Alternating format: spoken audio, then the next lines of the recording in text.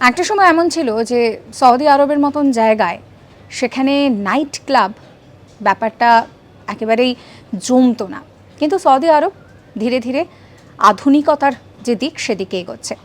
নেপথ্যে রয়েছেন মোহাম্মদ বিন সালমান।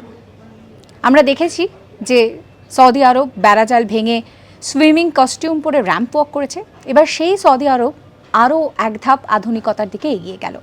সেখানে ওপেন হয়েছে নতুন নাইট ক্লাব। মূলত সেখানকার যে একেবারে ইয়াং জেনারেশন রয়েছে তাদেরকে অ্যাট্রাক্ট করার জন্য এই নাইট ক্লাব চালু করা হয়েছে, যার নাম হচ্ছে নিউ লাইফ।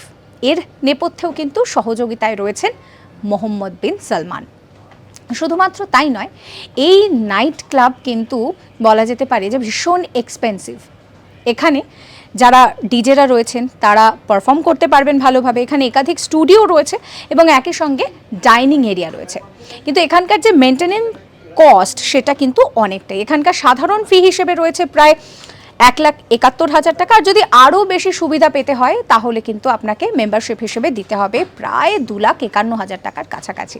এরকম সমস্ত কন্টেন্টের জন্য সাবস্ক্রাইব করতে ভুলবেন না আজ তাক বাংলার ইউটিউব চ্যানেলকে।